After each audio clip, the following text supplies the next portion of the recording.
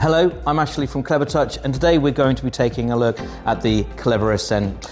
It works for all screens from 55 inch right the way up to 86 inch. Now we're going to have a look at the main body of the stand at this point. So when you open it up, you'll find that you've got another box inside, and within this box you'll see here, these will include the main bracket struts to put the bracket and screen onto the trolley. You've then got your wall fixing option should you decide you want to fix it directly to the wall, and then you've also got your main body of the CleverAscent as well. So we'll take you through setting this up in just a moment. Now we're going to take a look at the floor plate. So unboxing the floor plate, what you'll see here, it's a very simple setup really. You've got your floor plate and you've got your screws that you then use to attach the floor plate to the main stand.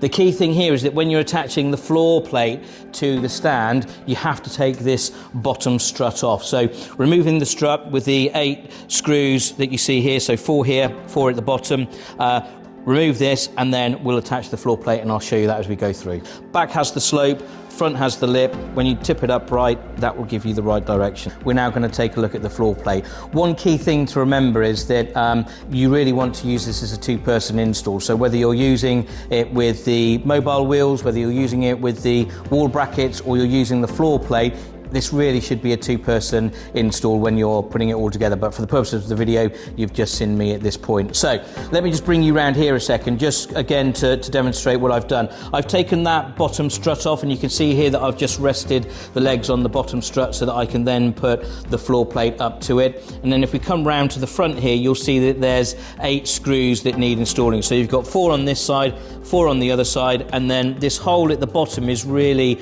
they're designed if you want to screw it directly to the floor itself. As you can see, we've now got the main body of the trolley attached to the floor plate, and if you just come round to the back here, you'll see you've got your 2 holes, one just here, one just here. Those are if you want to secure it directly to the floor.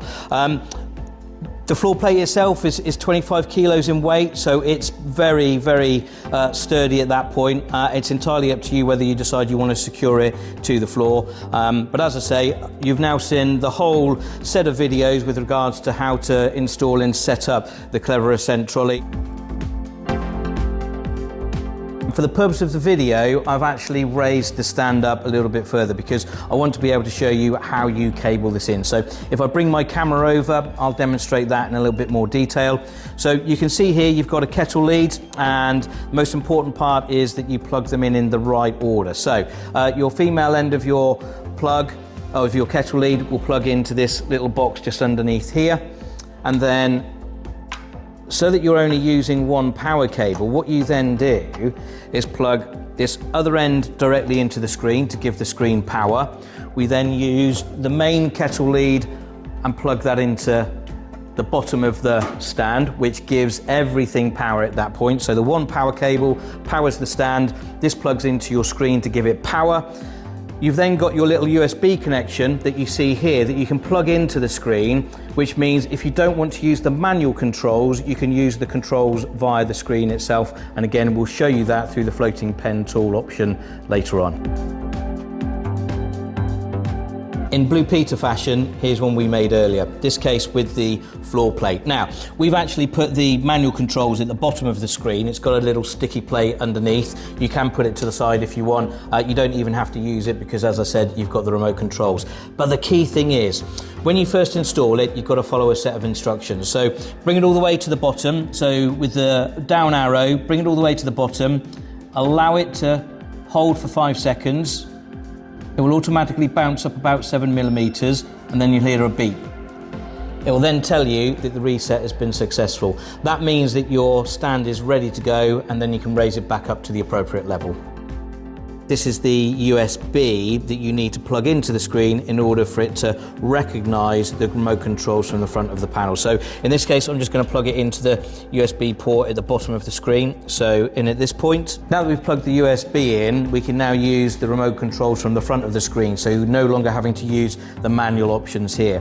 With the floating toolbar, you can see here, hit the floating toolbar, and over on the far right hand side you've got what looks like a little grid. In this case it's the stand in graphic form.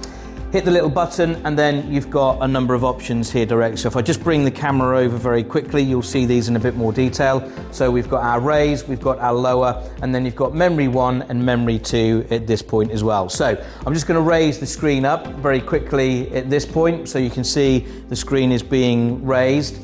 And then in order for me to save a position, so in this case we're going to save position 1, I hold my finger on the number 1. That tells me that it's saved the first height, and then if I just drop the screen slightly, and then what we're going to do, I'm just going to hit the button with the number 2 on it, and then again this will save it at the second height. So now when I push the first height, it will automatically raise it to the first height, and you can see here move to first height, and then when I hit the second one, this will move to the second height. If you want further information, www.clevertouch.com.